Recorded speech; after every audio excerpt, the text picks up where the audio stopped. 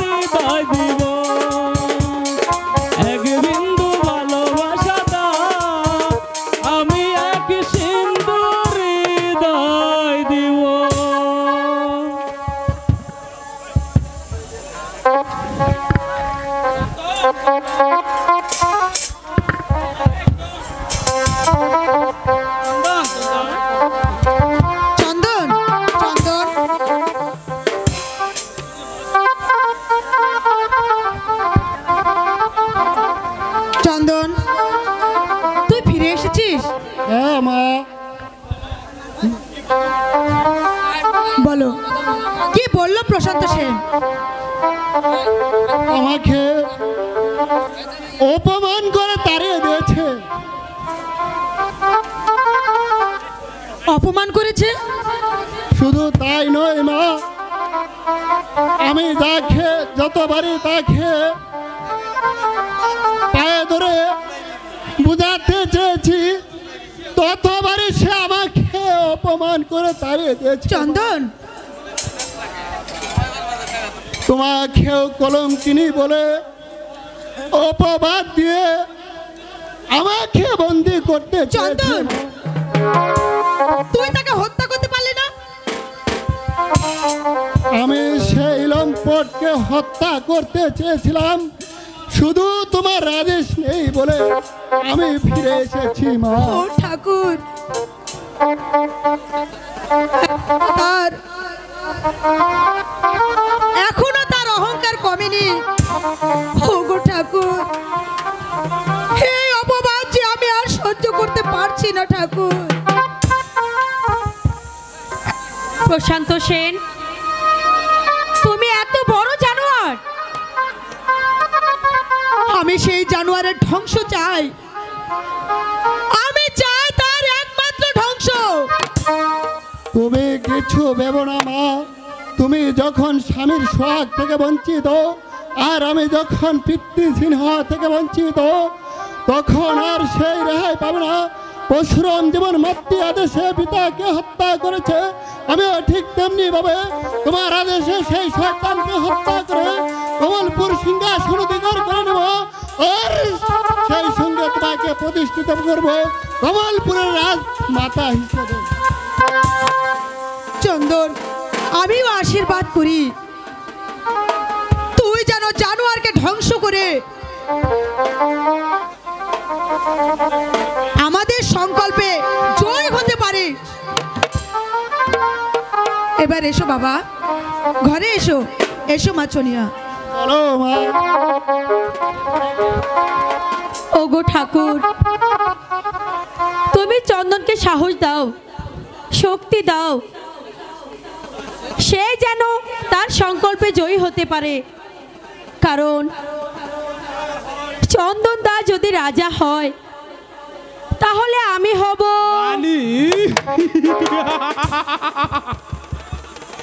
কে? তুমি কমলপুরের সেনাপতি নকুল সেন।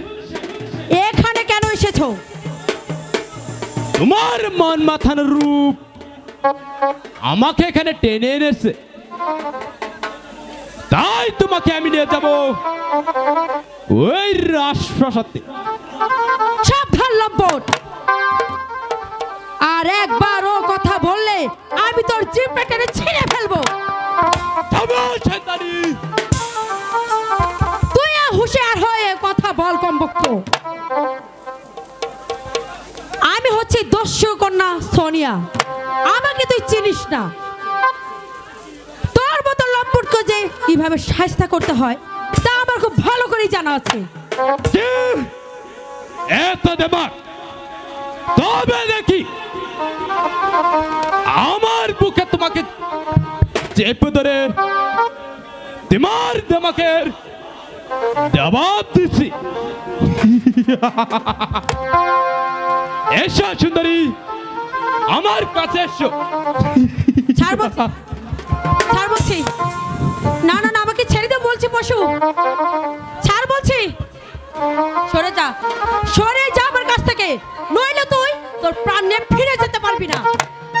তাই নাকি? দেখি কে আমাকে বাধা দেয়। ছাড় বলছি।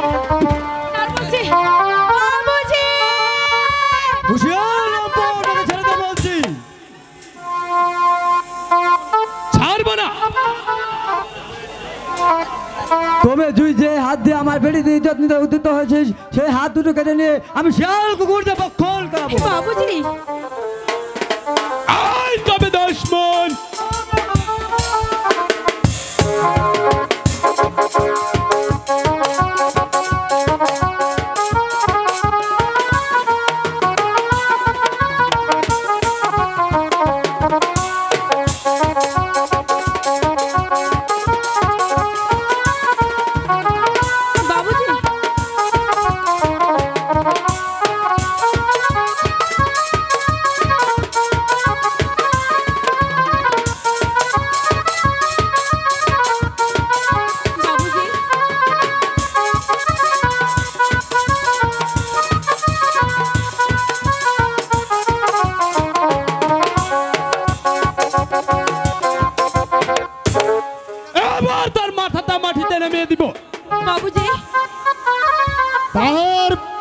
মাথাটা উড়ে যাবে শয়তান।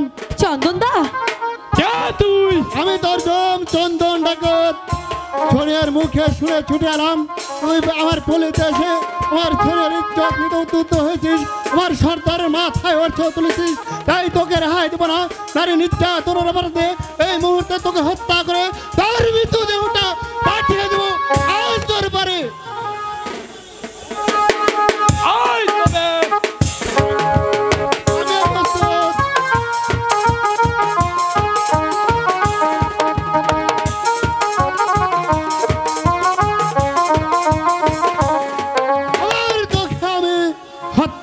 শয়তান,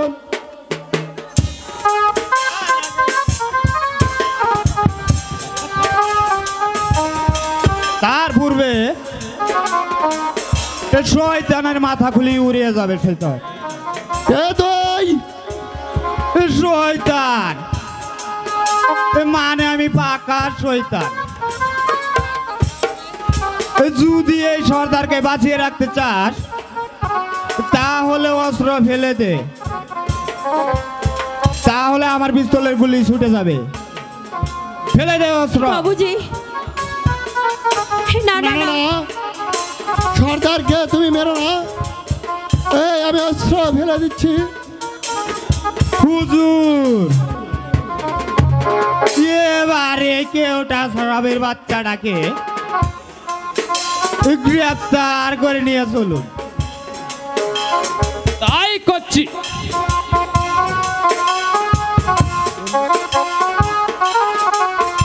না না না, চন্দনকে বন্দি করো না, তোমরা আমাকে বন্দি করো। বাবুজি অসম্ভব, ওকে তো যুবরাজের পরম শত্রু। এবার এবার তার নিজ হাতে তার বিচার করবে। চলো গদাবতী।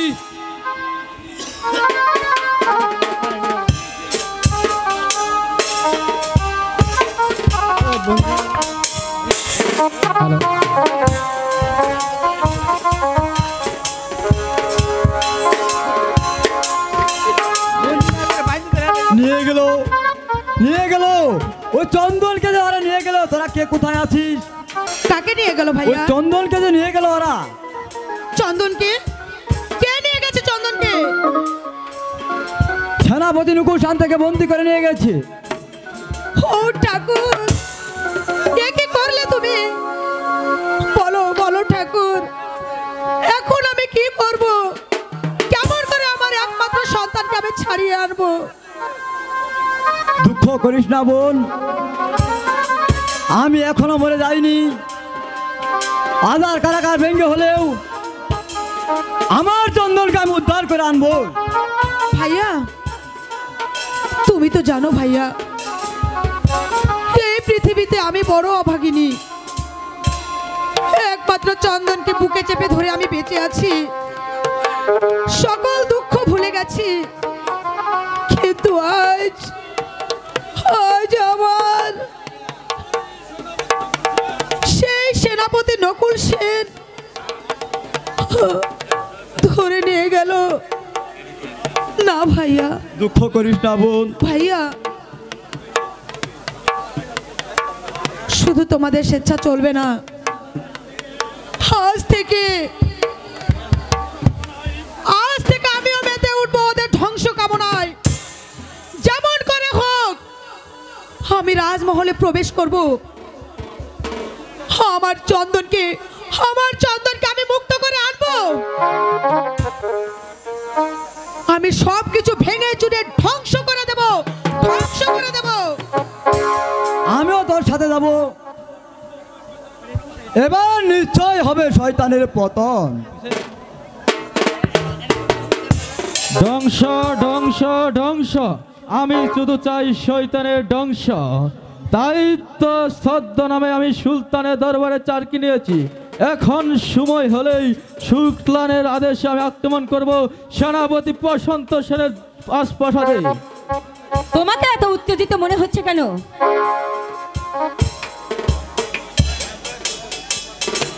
আপনি হয়তো বুঝতে পারছেন না শাহজাদি, আমার হৃদয়ে কি বিষের আগুন জ্বলছে। তাই বুঝি তুমি যুদ্ধের স্বপ্ন দেখছো? হ্যাঁ, কারণ এই যুদ্ধে আমি যদি শয়তানকে শাস্তি দিতে না পারি, এই আগুন যে আমার কিছুতেই নিভবে না। কেন কেন হামিদ খাঁ? যুদ্ধ ছাড়া কি আগুন নিবানোর কোনো পথ নেই? কি সে পথ? আমি আমি তোমার সেই আগুন নিভিয়ে দেব। কেমন করে? আমার হৃদয়ের ভালোবাসা দিয়ে তোমার সমস্ত আগুন আমি শাহজাদি! নিভিয়ে দেব। শাহজাদি, বলো।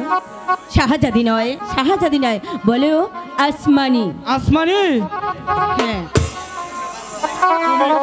তুমি হয়তো জানো না, তোমাকে আমি প্রথম যেদিন দেখেছি সেদিনই তোমাকে আমি মনোপ্রাণ দিয়ে ভালোবেসে ফেলেছি। শয়নে স্বপনে সব সময় যে তোমার কথাই মনে পড়ে। তাই তাই তোমাকে যে আমি ভুলতে পারছি না। যে প্রেম স্বর্গ থেকে এসে জীবনে আমার হয়ে রয়, সেই প্রেম আমাকে দিও, জেনে নিও তুমি আমার প্রাণের চেয়ে প্রিয়, তুমি আমার প্রাণের চেয়ে প্রিয়। যে প্রেম স্বর্গ থেকে এসে জীবনে আমার ফেরায়, যে প্রেম স্বর্গ থেকে এসে জীবনে আমার হয়ে রয়, সেই প্রেম আমাকে দিও, জেনে নিও তুমি আমার প্রাণের চেয়ে প্রিয়, তুমি আমার প্রাণের চেয়ে প্রিয়।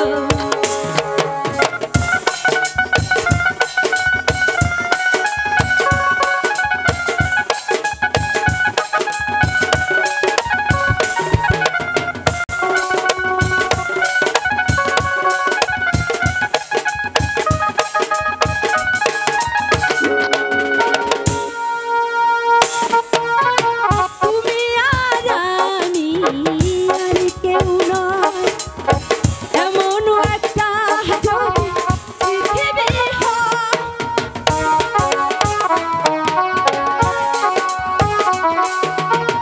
মিলনের সুখে ভরে যায় বুক, যেখানে আছে শুধু সুখ আর সুখ, সেই সুখ আমাকে দিও, জেনে নিও তুমি আমার প্রাণের চেয়ে প্রিয়, তুমি আমার প্রাণের চেয়ে প্রিয়।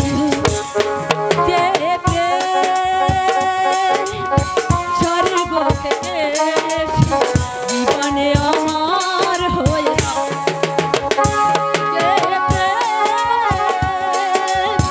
স্বর্গ থেকে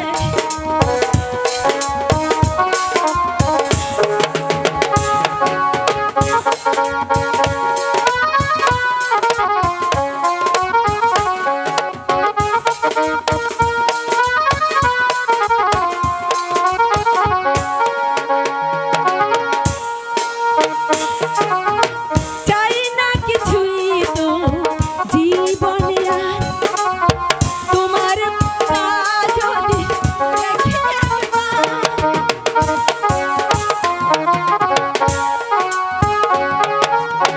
এ জীবন করেছো হৃদয়ে কত গান, কত যে সুখ, সেই সুখ আমাকে দিও, জেনে নিও তুমি আমার প্রাণের চেয়ে প্রিয়, তুমি আমার প্রাণের চেয়ে প্রিয়। যে প্রেম স্বর্গ থেকে এসে জীবনে আমার হয়ে রয়, যে প্রেম স্বর্গ থেকে এসে জীবনে আমার হয়ে রয়, সেই প্রেম তুমি দিও,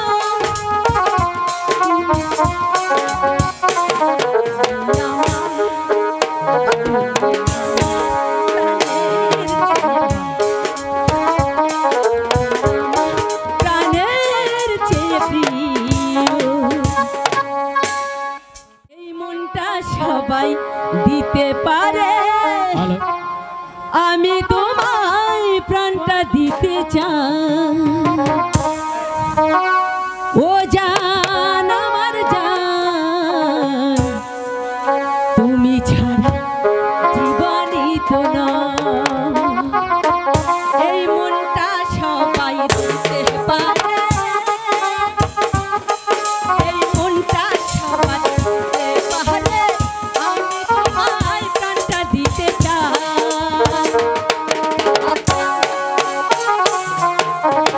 তুমি ছাড়া জীবনই তো না ও জান আমার জান তুমি ছাড়া জীবনই তো না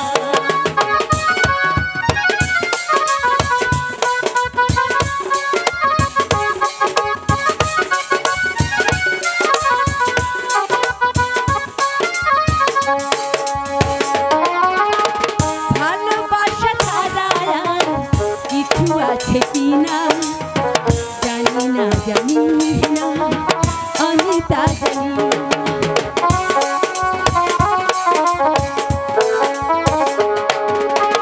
ভালোবাসা ছাড়া আর কিছু আছে কিনা জানি না আমি তা জানি না। তোমাকেই শুধু জানি তোমাকেই শুধু তোমাকেই শুধু মানি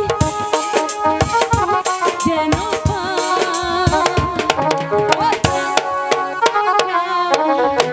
তুমি ছাড়া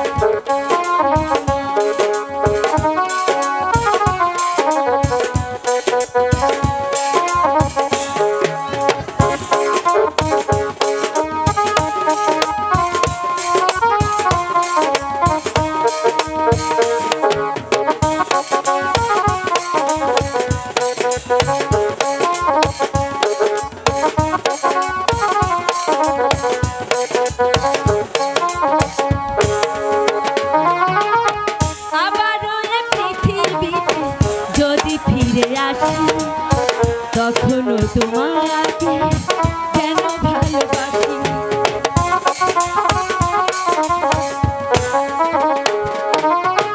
আবারও এ পৃথিবীতে যদি ফিরে আসি তখনও তোমাকে যেন ভালোবাসি শত সুখে শত দুঃখে তুমি সুখে কহবুকে শত সুখে শত দুঃখে তুমি সুখে কহবুকে মরণেও যেন কাছে পাই ও জান আমার জান তুমি ছাড়া জীবনই তো না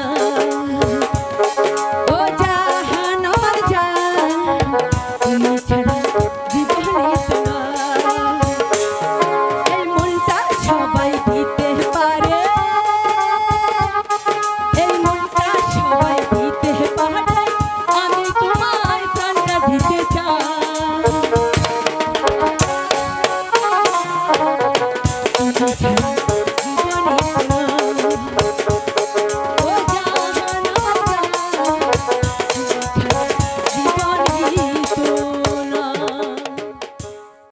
আসমানি হ্যাঁ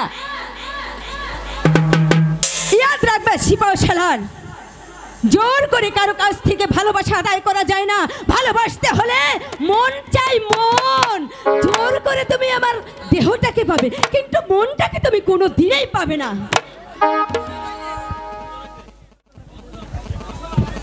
শিবশালা আপনি খামোশ বেয়াদব তুই আমার মনের কোণকে কেড়ে নিতে চেয়েছিস তাই তোকে ক্ষান্ত হও আফজল বেগ ক্ষান্ত হও হামিদ খাকে তুমি গুস্তাকি মাফ করবেন জনাব ও আমার ভুল বাগিচা হৃদয় ওই গোলাপকে কেড়ে নিতে চাই মানে ওই শাহজাদিকে আসমানিকে এই কেড়ে নিতে চাই হামিদ খা আমার অপরাধ দিবেন না জনাব আমি আপনার ওই প্রাইজের গোলাম আর আপনি আমার চাকরি দাদা বাবু তাই প্রভুর সাথে বেঈমানি করতে হামিদ কা শিখে নাই জনাব।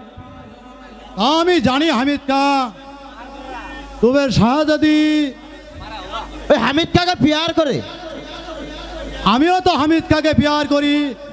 আফজল বেগ আমার যে বিশ্বাস হইতেছে না জনাব। তুমি তোমার বিবেক শক্তিকে হারিয়ে ফেলেছ আফজল বেগ। যাও আফজল বেগ, সম্মুখে যুদ্ধ, যুদ্ধের পরেই দেখবো শাহজাদি আসমানি এই তোমার সাথে আফজল বেগকে বিয়ে করে কি না। আর হামিদ কা তুমি যুদ্ধের জন্য তৈরি হয়ে নাও। মনে রেখো হামিদ কা, এই যুদ্ধে আমাদের জয় হতেই হবে। এই আমি তরবারি স্পষ্ট করে প্রতিজ্ঞা করছি জনাব, এই যুদ্ধে যদি আমাকে মরতে হয় মরবো, তবে শয়তান প্রশান্ত সেনকে শাস্তি নাই আমি কিছুতেই যুদ্ধের ক্ষেত্রে ফিরে আসবো না, কিছুতেই না। এসো আফজল বেগ, ওই যুদ্ধের জন্য প্রস্তুতি নিতে হবে। শাহজাদি আসমানি এবার বুঝতে পারবে শিবশালা আফজল বেগকে বেস্তি করার ওই শাস্তি কত কঠোর। হ্যালো, পরম শত্রু চন্দনকে দেব আমার নিজ হাতে শাস্তি। আমার চিরশত্রু আজ আমার হাতে বন্দি।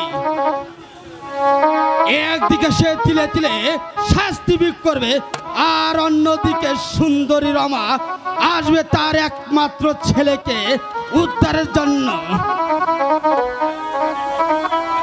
এক ডেলে দুই পাখি কেমন।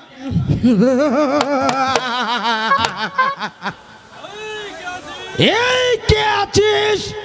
বন্দি চন্দন ডাকাতকে এখানে পাঠিয়ে দে। আমাকে আবার কেন ডাকিয়ে পাঠিয়েছে শয়তান?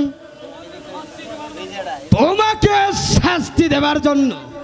শাস্তি? হ্যাঁ হ্যাঁ, তোমাকে দেব আমি কঠিন শাস্তি। তোমার শাস্তি এখনো শেষ হয়নি শয়তান। তোকে এই চাবুকের আঘাতে তোর ওই পিঠের ছালগুলো আমি তুলে নেব। মরণ যন্ত্রণায় তুই আর্তনাদ করবি, এসব শুনবো আর পান খুলে হাসবো।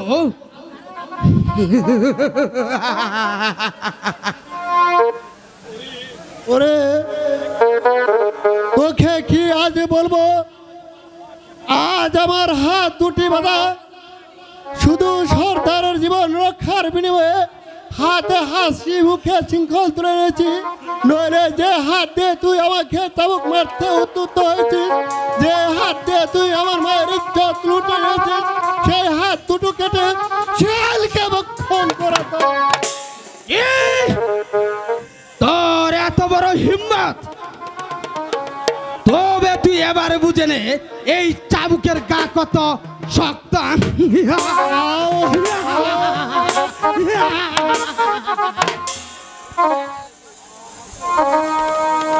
আমি মরে গেলাম, আপনার চাবুক হার আমি সহ্য করতে পারছি না। সইতে যেতে হবে শাস্তি। শাস্তি তো সবে মাত্র শুরু, সেই সাথে অনেক বাকি। আপনি আমাকে হত্যা করুন রাজা, আমি যার চাবুকের আঘাত সইতে পারছি না। হত্যা? না না না, তোকে দেব আমি নির্মম শাস্তি।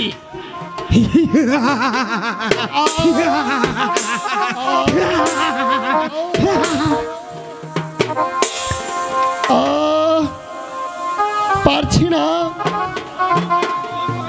চাবুকের কোষ আঘাত আমি সইতে পারছি না। ওগো ঠাকুর, এই শয়তানের চাবুকের গা খাওয়ার আগে তুমি আমাকে মৃত্যু দাও ঠাকুর, তুমি আমাকে মৃত্যু দাও। জল, আমাকে একটু জল খেতে দাও। না, তৃষ্ণায় মরে গেলেও জল তোকে এক ফুটো দেওয়া হবে না।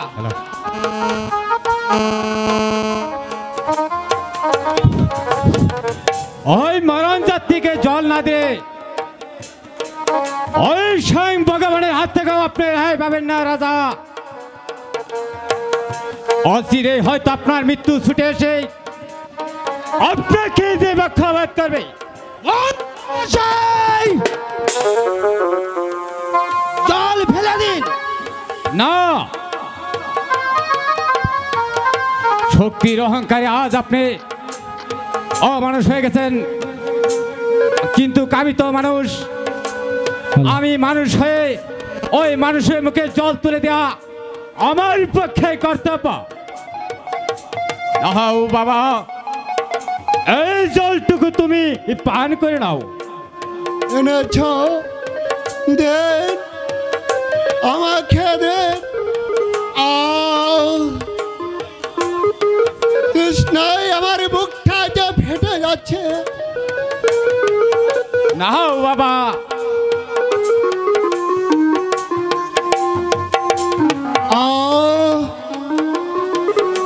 আপনি আমাকে বাঁচালেন বাবা। এখন আমি বুঝতে পারছি এই শয়তানের মহলে এখনো মানুষ আছে। তাই বুঝই এই শয়তানের ধ্বংস হতে বিলম্ব হচ্ছে। সাবধান বেগম, আর একটা কথা উচ্চারণ করলে তোর জিভটা এখনই টেনে ছিঁড়ে ফেলবো।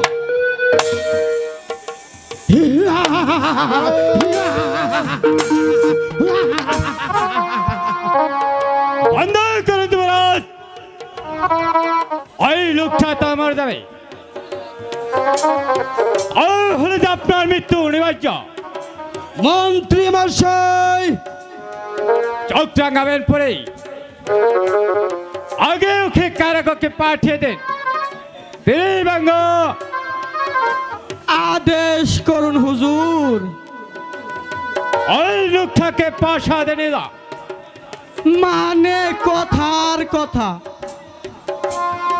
এই শালা এখনো বেঁচে আছে নাকি? শালার হাতি তো খুব শক্ত। এতগুলো চাবুকের গা খাওয়ার পরও শালা এখনো বেঁচে আছে। আমি হলো শালা কখন মরে গেতাম। নিয়ে যাও বলছি। মানে নিতেই তো এসেছি, তাছাড়া মানে কথার কথা। এবার আমি এগুলো আমি দু চোখে দেখতে পারি না, তাই মানে মানুষের মার দেখলে আমার কলিজা একেবারে শুকায় তক্তা হয়ে যা। চল বেটা চল, কারা কক্ষে গিয়ে দুজনে মিলে একবারে পেট ভরে জল খেয়ে নেই। এবার চল বেটা চল। তাই চলো। মন্ত্রী মশাই, আপনার উদ্যত ধৈর্য দেখে আমার ধৈর্যের বাঁধ ভেঙে যাচ্ছে। আর বেশি বাড়াবাড়ি করলে আপনাকেও আমি ক্ষমা করব না।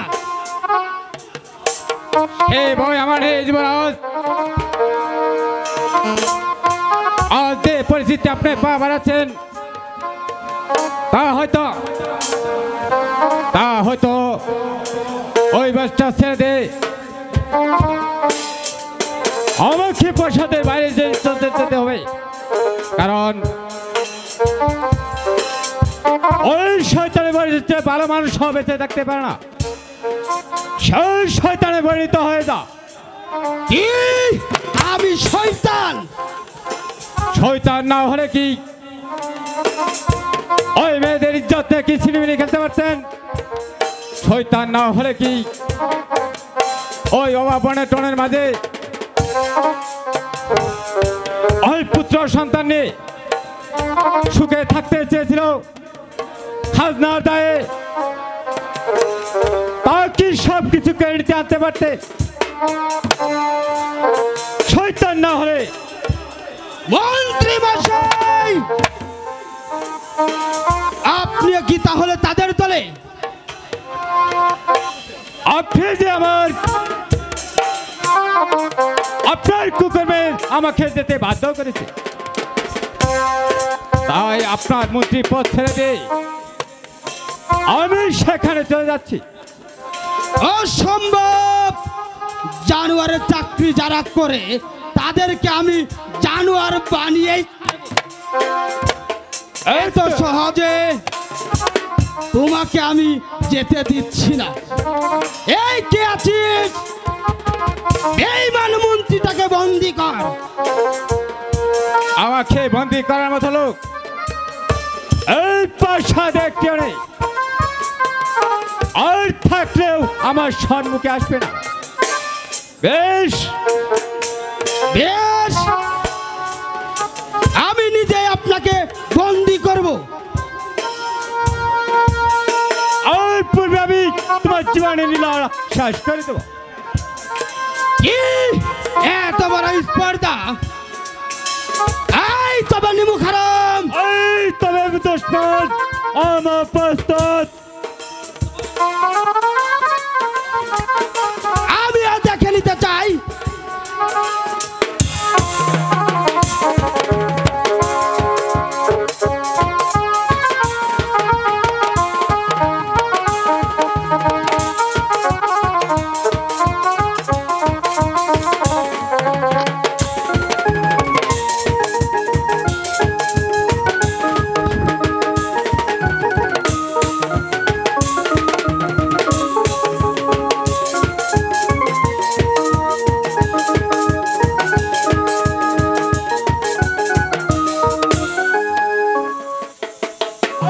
ইচ্ছা করলে আপনাকে আমি হত্যা করতে পারি। শত হলেও আপনি আমার চাকরি দাদা, তাই আজ আমি আপনার প্রাণ ভিক্ষা দিয়ে গেলাম। তুমি যাওয়ার পূর্বে আমি আপনাকে বলে যাচ্ছি, এখনো সময় আছে। ওই প্রজাদের দিকে ফিরে যান, ওই প্রজাকে ভালোবাসতে শিখুন। এতে আপনার ভবিষ্যতের পথ আরো সুন্দর হয়ে উঠবে। নলে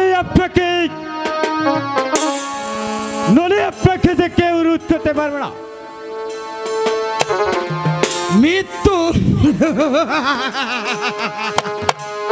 মৃত্যুর ভাই প্রশান্ত সেন করে না মূর্খ মন্ত্রী।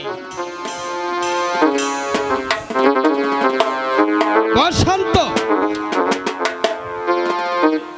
সে মরার আগেই সব কয়টা বেঈমানকে শায়েস্তা করেই ছাড়বে।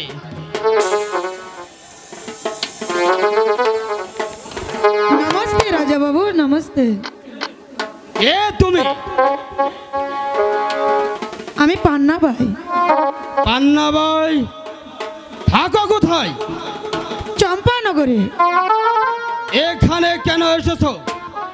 এখানে মানে শুনেছি রাজা বাবু নাকি সুরার বাইজি নিয়ে সারাক্ষণ মশগুল থাকতে ভালোবাসে। তাছাড়া খুবই সঙ্গীত প্রিয়। তাই যদি রাজা বাবু মানে আমার প্রতি যদি একটু সহানুভূতি উদয় হয়, তাহলে আজ থেকে আমি রাজা বাবুর এখানেই থাকবো। তারপর নাচে গানে আমি রাজা বাবুকে খুশি করার চেষ্টা করব। এবার বলুন বলুন রাজা বাবু, আমি কি আপনার এই প্রাসাদে আশ্রয় পাবো? আবে পান্না ভাই, আমার এখানে যারা আছে সবাই পুরনো হয়ে গেছে। আমি নতুন সুরে একটু আনন্দ ভোগ করতে চাই। তাছাড়া তোমার ওই রূপ যৌবন আমাকে পাগল করে তুলেছে। এখন থেকে তুমি আমার এখানেই থাকবে। ওই তোমার প্রথম আগমনে আমি একটু আনন্দ চাই, মানে একটা গান গাও না পান্না ভাই। ঠিক আছে রাজা বাবু, আপনাকে গান শোনাতে আমি আসব। আমি ফুলের দিশা নিয়ে ফুটেছি, আমার বুকে আগুনের জ্বালা সইতে আমি আর পারি না।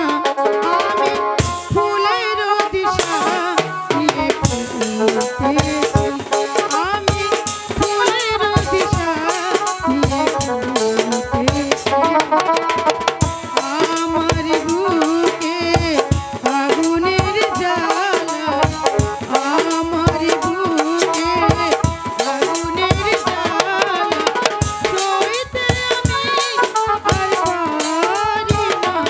আমি ফুলের দিশা নিয়ে ফুটেছি, আমি ফুলের দিশা নিয়ে ফুটেছি।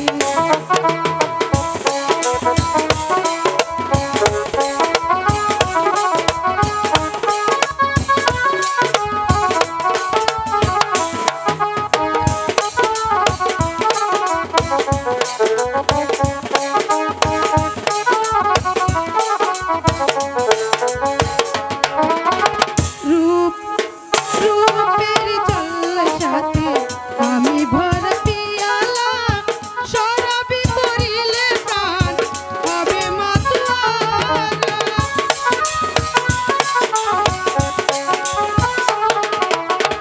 রূপের জলসাতে আমি ভরা পিয়ালা, শরাবি করিলে প্রাণ হবে মাতোয়ারা।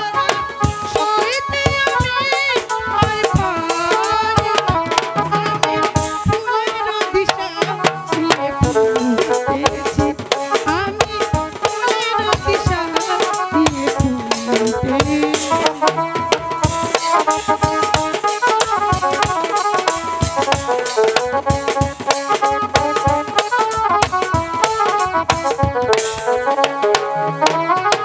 অঙ্গের জলসাতে আমি ফোঁটা কলি, মধু পান করতে এলো না কলি।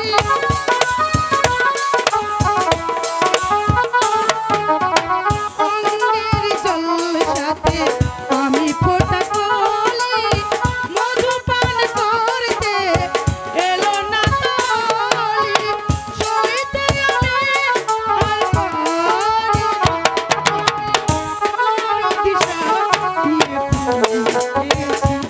আমি ফুলের দিশা নিয়ে ফুটেছি, আমার বুকে আগুনের জ্বালা, আমার বুকে আগুনের জ্বালা সইতে আমি আর পারি না।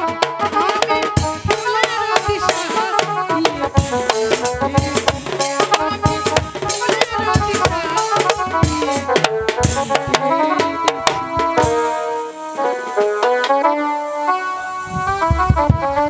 বাহ, চমৎকার তোমার কণ্ঠ। এমন মধুর কণ্ঠের গান আমি আর কোথাও শুনিনি। দিবঙ্গ, আদেশ করুন হুজুর, আদেশ করুন। ওকে নিয়ে যা আমার প্রমোদ কক্ষে। গোলাপের সুগন্ধ পেতে হলে কাটার আঘাত যে তোমাকে সহ্য করতে হবে।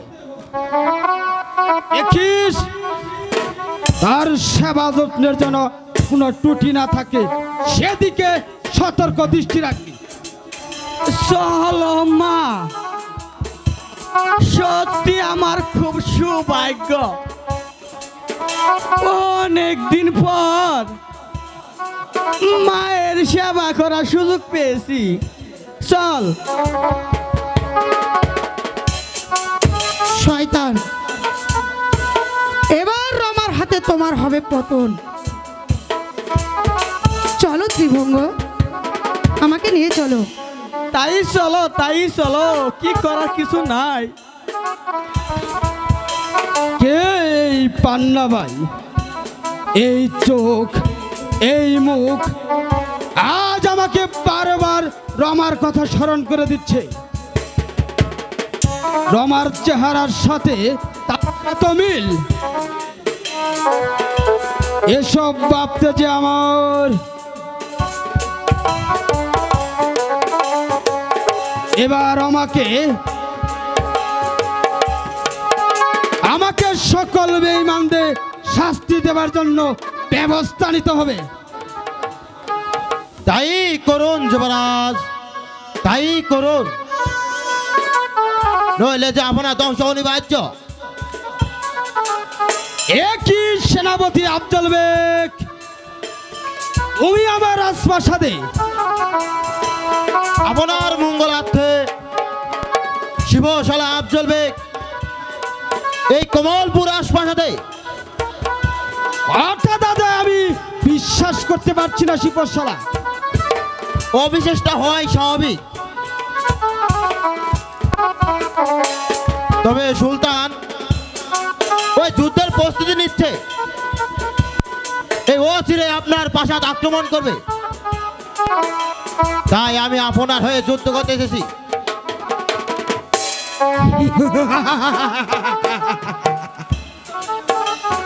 সুলতানের এমন বিস্ময় শালা আমার আসন্ন যুদ্ধে আমার পক্ষ হয়ে যুদ্ধ করবে, এ যে আমি কল্পনাই করতে পারছি না।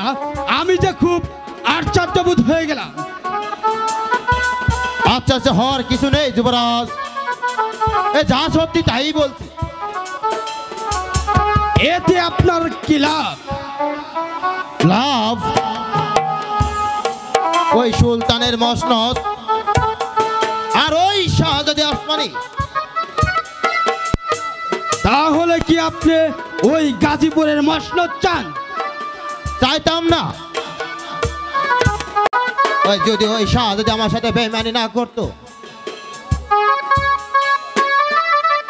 শাহজাদি আসমানি আপনার সাথে বেঈমানি করেছে?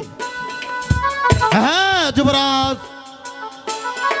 সুলতানের পরিস্থিতি পর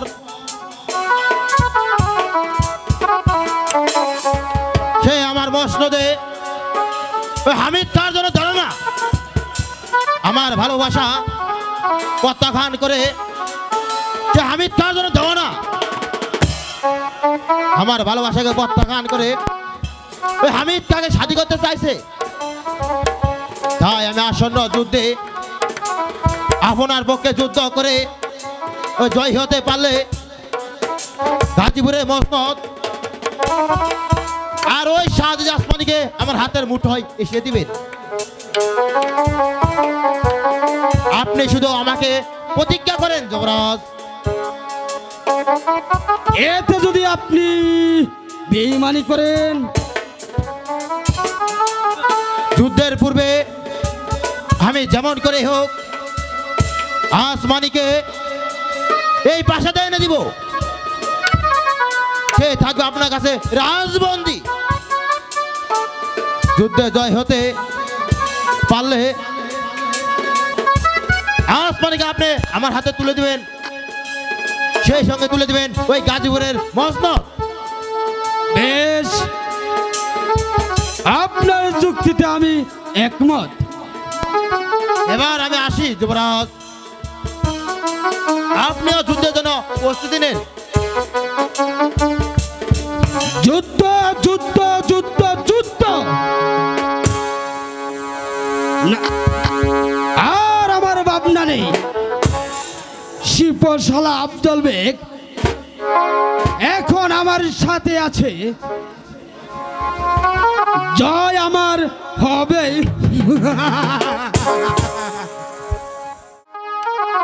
এখন আমি আর কি করব, আমি যে ভাবেই পাচ্ছি না। কি হলো, কি হলো হামিদ খাঁ, তুমি যে এমন করে ভেঙে পড়েছ? মনে রেখো হামিদ খাঁ, তুমি বীর, তুমি যোদ্ধা, তোমাকে তোমাকে এই যুদ্ধে জয় হতেই হবে। বাপজানের কাছে প্রমাণ করতে হবে যে তুমি শাহজাদি আসমানের উপযুক্ত পাত্র।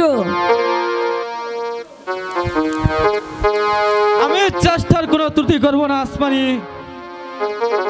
তবু তোমার বাসনাকে আমি মিথ্যা হতে দেব না আসমানি। হামিদ খাঁ, তা আমি জানি হামিদ খাঁ, আর জানি বলেই তো তোমার মাঝে আমি নিজেকে হারিয়ে ফেলেছি।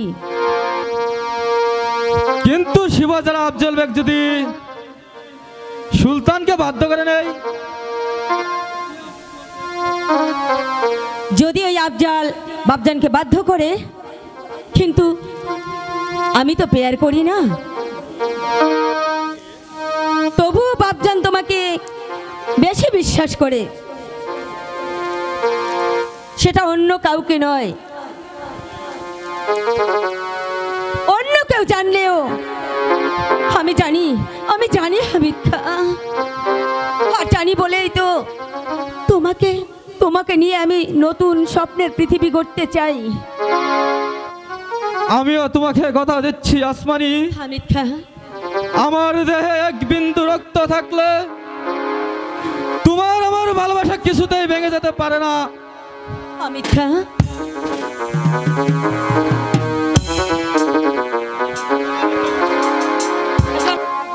দু চোখে ঘুম আসে না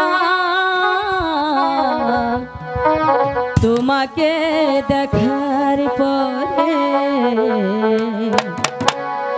তোমাকে দেখার পরে কেন জানি মনে হয় ভালোবেসে হৃদয় জোছনা জড়ালো বুঝি আমার ঘরে। দু চোখে ঘুম আসে না তোমাকে দেখার পরে, তোমাকে দেখার পরে কেন জানি মনে হয় ভালোবেসে হৃদয় জোছনা ঝরালো বুঝি আমার ঘরে। দু চোখে ঘুম আসে না তোমাকে দেখার পরে, তোমাকে দেখার পরে।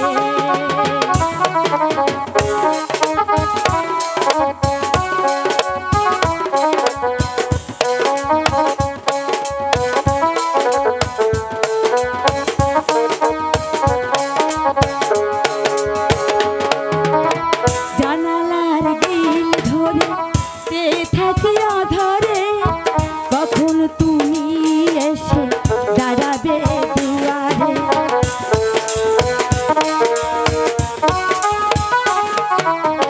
জানালার গিল ধরে চেয়ে থাকি অধরে, কখন তুমি এসে দাঁড়াবে দুয়ারে। আমার সুখের নিরে স্বপ্ন তোমায় ঘিরে মিলিব দুজনে অভিসারে।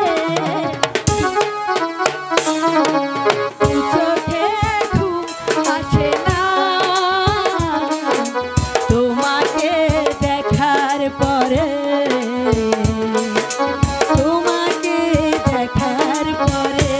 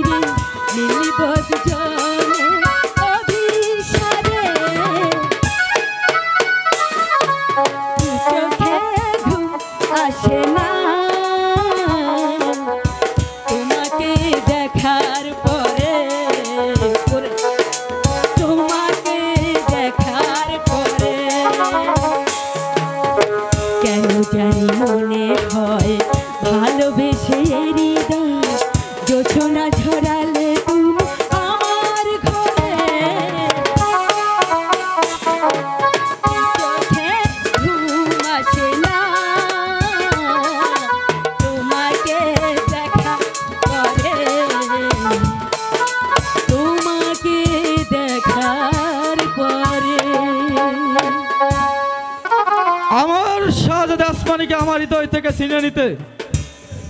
আমি যতদিন আমি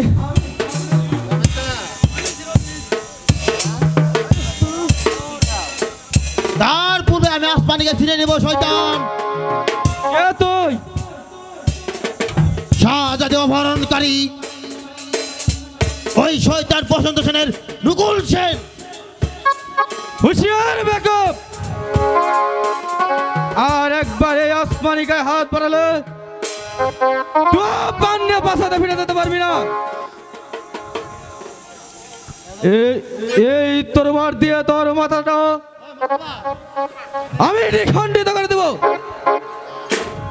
ওই তবে দুশ্মন, আমি প্রস্তুত।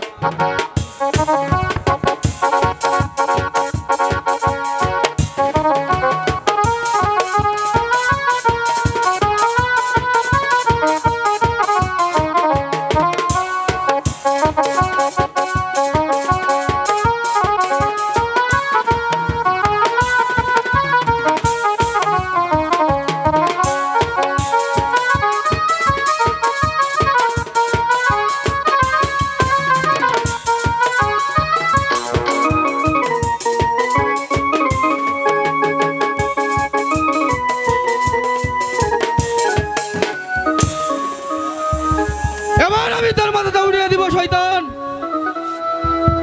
তার পূর্বে যে তোর মাথাটা উড়ে যাবে শয়তান।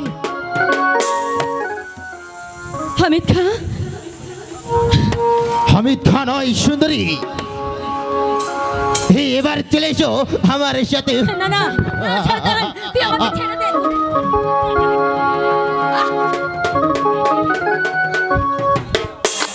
নিয়ে গেল জনাব, নিয়ে গেল।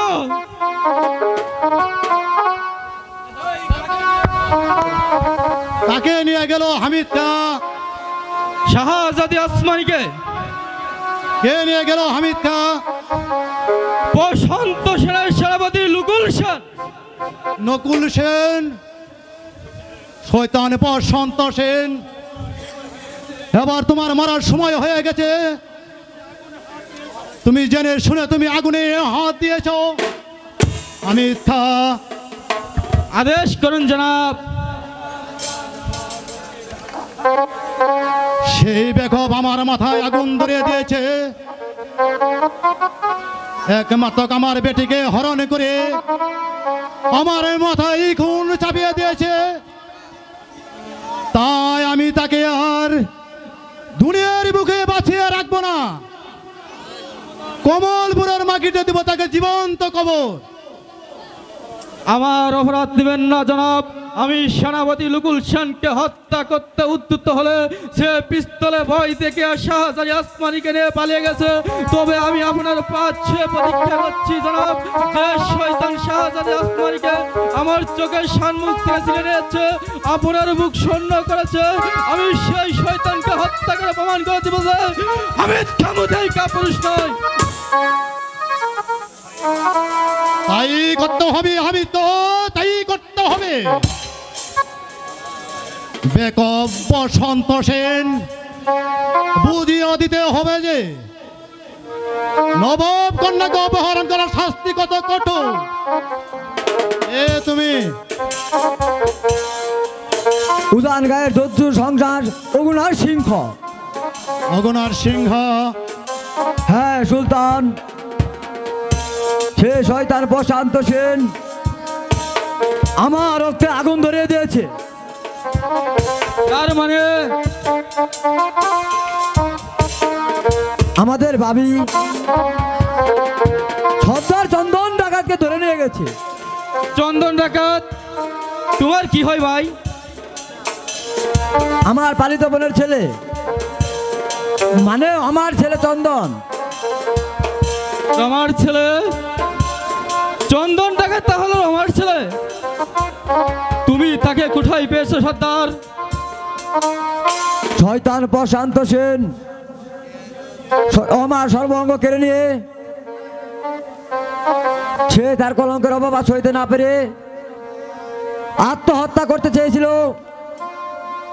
তখন আমি তাকে মরতে দেইনি। তারই ভুলের ফসল হলো চন্দন ডাকাত।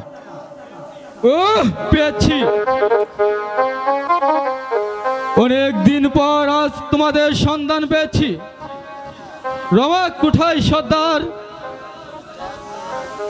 সে চন্দনকে মুক্ত করার জন্য আজ প্রাসাদে চলে গেছে। আমিও তাদের দেখার জন্য এখনো বেঁচে আছি সর্দার। আমি যে তাদের দেখব, একটিবার শুধু দেখব। কি হলো হামিদ খা, তুমি কাদের কথা বলছো? ও না মানে অত্যাচারের কথা শুনে আমি যারা কেমন হয়ে গেছি জনাব। ও কিছু না। যাও, আজই তুমি সমস্ত সৈন্যদের নিয়ে ও যুদ্ধের জন্য তুমি প্রস্তুতি নাও। আর দেরি নয়, অচিরে আমি তার বিরুদ্ধে যুদ্ধ ঘোষণা করব। তার সঙ্গে তুমিও সতর্ক হও। তুমিও তোমার ডাকাত ভাইদের নিয়ে তৈরি হও গিয়ে।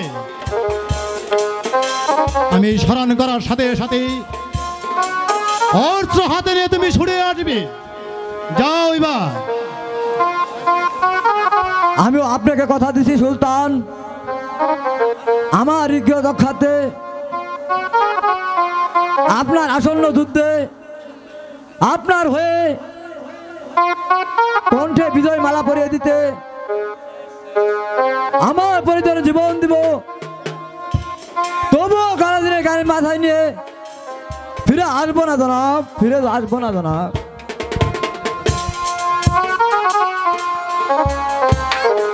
আর আমার কোনো ভাবনা নেই হামিদ খা। এবার তুমি যুদ্ধের জন্য প্রস্তুতি নাও। ইয়াদ রাখো,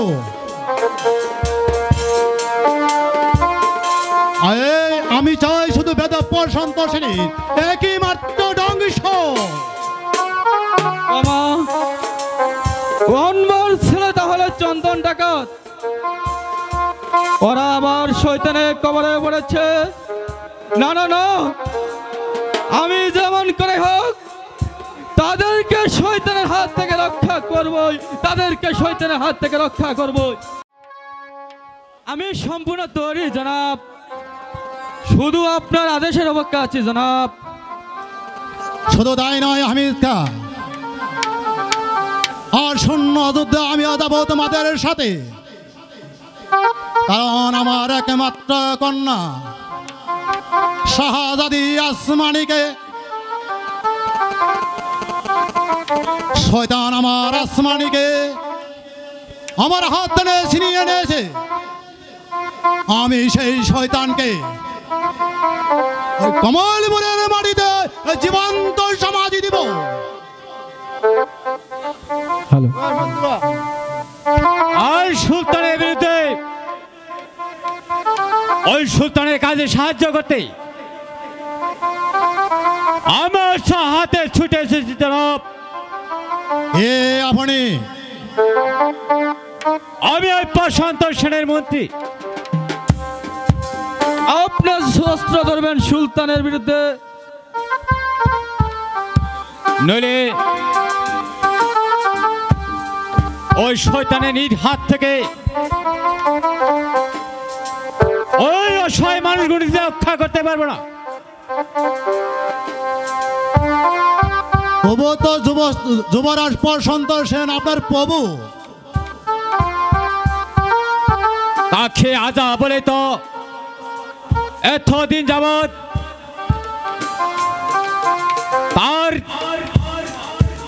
তাকে সশস্ত্র চেষ্টা করেছিলাম। এখন একে যখন দেখলাম আমার যে সহ্য হচ্ছে না,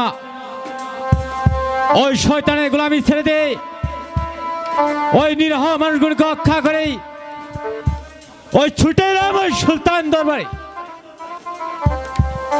ওই শয়তান প্রশান্ত সেনের বিরুদ্ধে অস্ত্র ধরতে।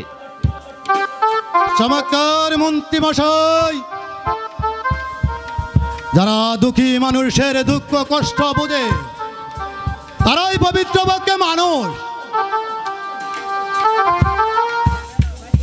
তাই আমি প্রজাদের প্রতি সহানুভূতির প্রশংসা করছি। মন্ত্রী মশাইকে আমি সম্পূর্ণ বিশ্বাস করতে পারছি না জনাব। জানি আপনি আমাকে বিশ্বাস করবেন না, তাই আমি ওই শয়তানের দল থেকে, তাই আমি শয়তানের সম্মুখে এই তোর বাড়ি স্পর্শ করে বলছি, প্রতিজ্ঞা করছি, যদি আমি সুলতানের অনুমতি পাই তাহলে ওই দুপায়ে জানোয়ারকে শাস্তা করতেই অল্প সাথে আমি ছুটে যাব। তাহার পর ওই নম্ফরটাকে হত্যা করে প্রমাণ করবো যে ওই শয়তানের পরিণাম থেকে মানুষ শয়তান হয়ে যায় না। মানুষ যারা বেঈমান বলে তারা চিরদিন যে মানুষের মনে হয়ে থাকে। আর আমার কোনো ভাবনা নেই রঞ্জন। মন্ত্রী তখন আমার সাথে হাত মিলিয়েছে, তখন আমরা সকল যুদ্ধে আমরা জয় হবই। যান মন্ত্রী মশাই, শয়তানের ধ্বংস কামনায় অস্ত্র হাতে নিয়ে ছুটে যান অনক্ষেত্রে, দুনিয়ার বুক থেকে নিশ্চিহ্ন করে দেন সেই সব জানোয়ার দুনাকে। এই তো মানে কথার কথা, নইলে কি আর ওই কমলপুর থেকে ছুটে এসেছি এই গাজীপুরে। তুমি আমি শয়তানের চেলা। কি চাও তুমি? এই শয়তানের শাস্তি। এই সেই শয়তান শিবশালা আফজল বেগ। আফজল বেগ? হ্যাঁ হুজুর, মানে কথার কথা। এই পত্রখানা পড়লেই জানতে পারবেন।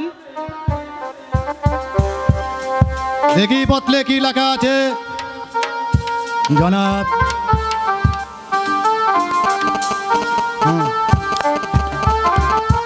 অনুসজ্জার আসমানিকে আসার পাবাই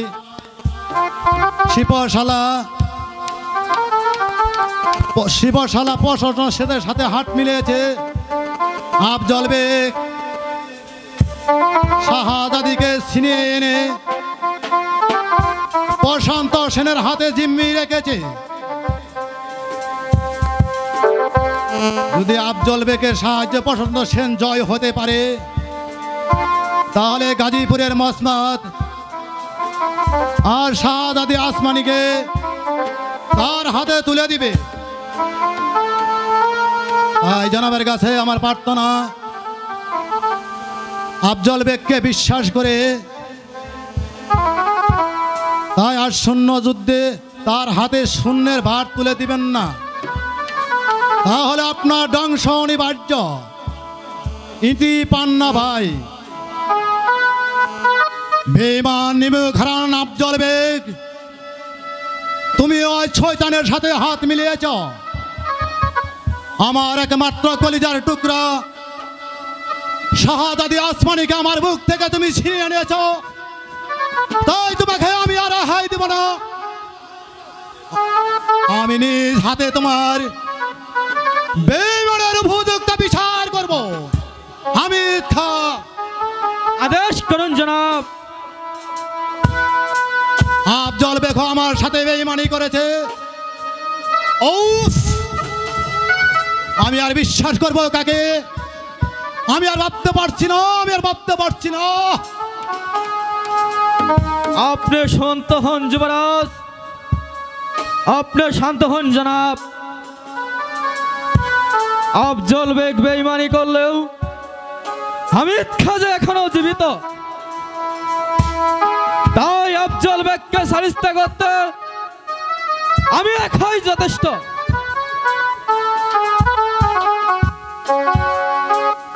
যদি আপনি ওই প্রশান্ত সেনের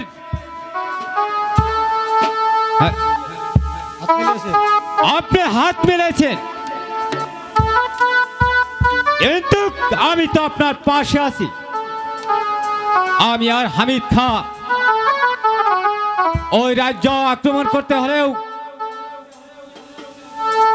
আপনার কণ্ঠে যে বিজয় মালা পরিয়ে দেব জনাব। আমি হুজুর, এই মানে কথার কথা। আমি শয়তানের হাতে শৃঙ্খল পরাতে খুব পছন্দ করি।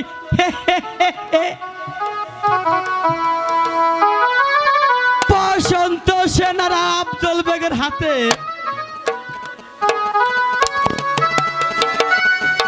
তৈরি হয়েছি। হামিদ খা, যাও তুমি যুদ্ধের সবাইকে নিয়ে, মন্ত্রী মশাইকে নিয়ে যুদ্ধের পতাকা তুমি উড়িয়ে দাও। তাই যাচ্ছি জনাব। আসুন মন্ত্রী মশাই। নিমু খারাপ বেঈমান, ওগো খুদা মেহেরবান, তুমি আমাকে সাহস দাও, শক্তি দাও, সেই শয়তানকে ধ্বংস করে কমল বলে নিরহ মানুষগুলোর মুখে হাসি ফুটাই। যুদ্ধ যুদ্ধ, সমস্ত বাহিনীদের নিয়ে আমি যুদ্ধের জন্য তৈরি হয়েছি। সুলতান নাকি আসন্ন যুদ্ধের সকল ডাকাত ভাইদের তলব করেছে। তাহলে আমি যার ঘরে বসে থাকতে পারছি না। এই তরোয়ারি হাতে নিয়ে আমি ছুটে যাব ওই যুদ্ধের ময়দানে। তারপর ওই শয়তানদেরকে ধ্বংস করে উদ্ধার করে আনবো চন্দনের মাকে।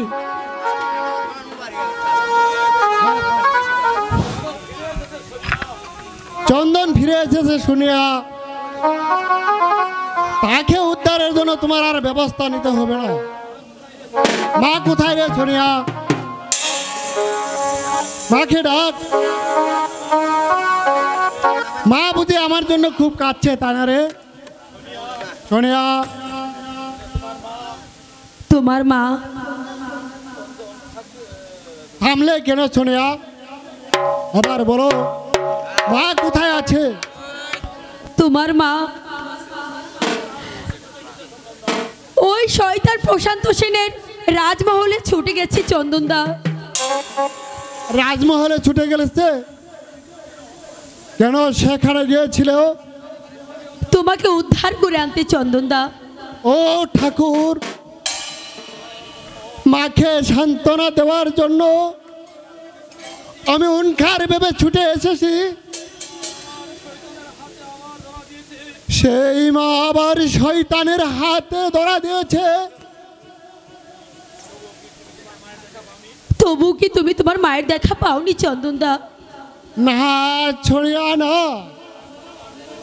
তবে এখন আমার মনে হচ্ছে যে মমতাময় নারী আমাকে উদ্ধার করেছে সেই আমার মা। চন্দনদা, তুমি কি তাকে চিনতে পারোনি চন্দনদা? না শুনিয়া না, শুনেছি সে নাকি পান্নায়, তার চোখ তার মুখ ঠিক যেন দেখতে আমার মায়ের মতো চন্দনদা। কিন্তু আমার মা হয়ে বাইজি না না, আমি কেমন করে বিশ্বাস করবো ছড়িয়া?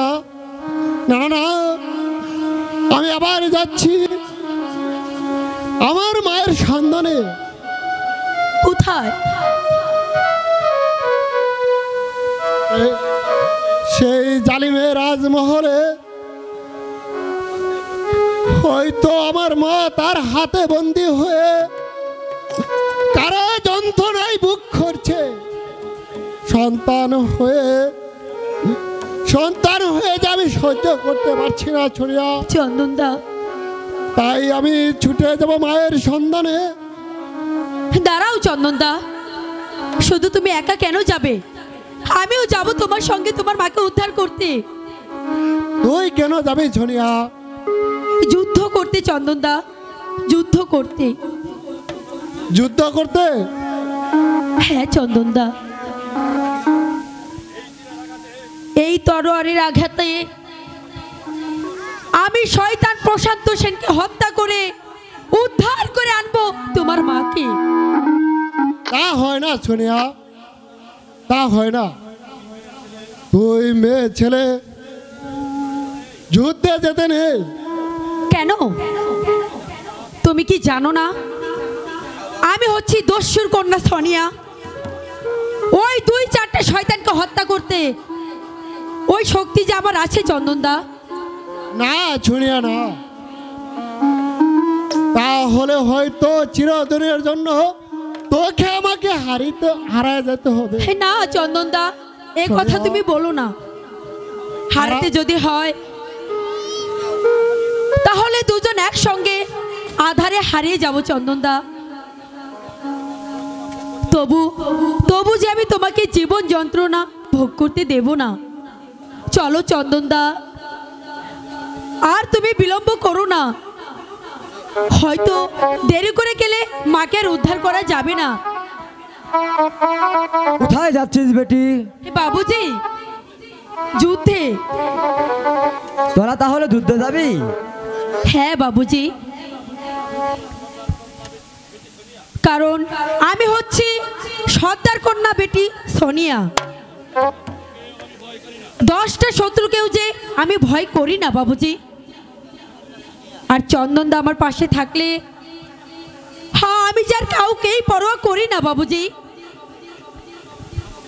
যতই শত্রু আমাদের সামনে আসুক না কেন, তাদের সবগুলোকে আমি নিশ্চয় পরাজিত করতে পারবো। তাই নাকি বেটি? হ্যাঁ বাবুজি। তবে আমিও তোদের আর বাধা দিতে চাই না। শুনো রঞ্জন,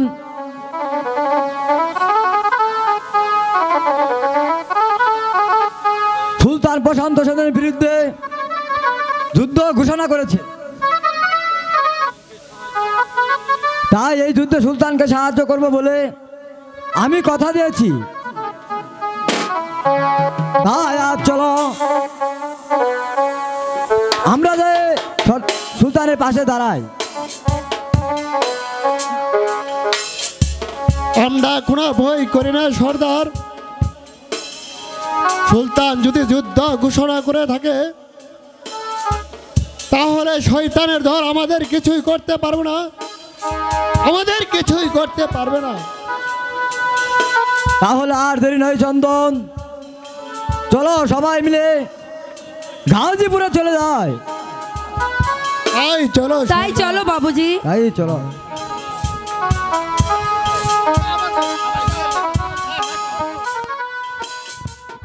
সুলতানের জয়ধ্বনি। তাহলে কি সুলতান আমার প্রাসাদ আক্রমণ করেছে? তাই তো, এই তো কামান গর্জন শোনা যাচ্ছে। মনে হচ্ছে শত্রুবৎস অতি নিকট। না না না, আর দাঁড়িয়ে থাকতে চলবে না। সমস্ত সৈন্যদের শত্রুর মুখে ঝাঁপিয়ে পড়তে হবে।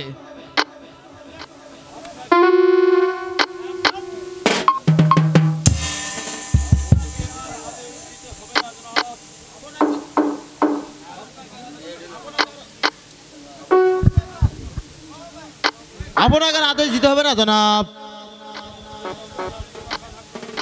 যখন শুনলাম সুলতান নওশাদ শাহ প্রাসাদ আক্রমণ করেছে, তখন আমি নিজেই শূন্য নিয়ে আপনার আদেশ জানিয়ে দিয়েছি। জানো শিবশালার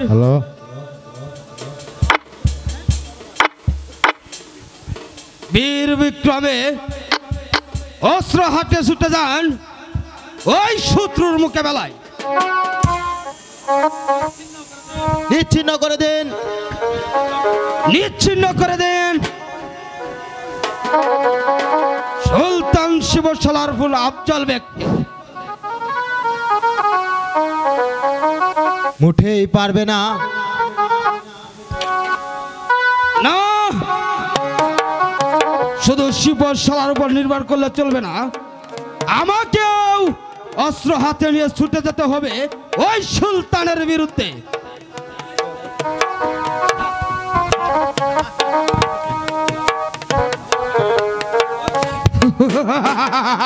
যাওয়ার আগে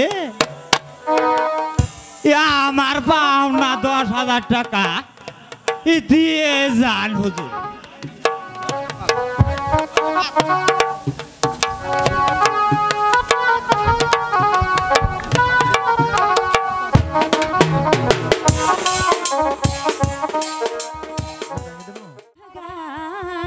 শোনাবা এ লগন গান শোনাবা এ তিথি শুধু গো জানো তোমার চাওয়া এ তিথি শুধু গো জানো তোমার চাওয়া এ শুধু দিন এ লগন গান শোনাবা এ লগন গান শোনাবা।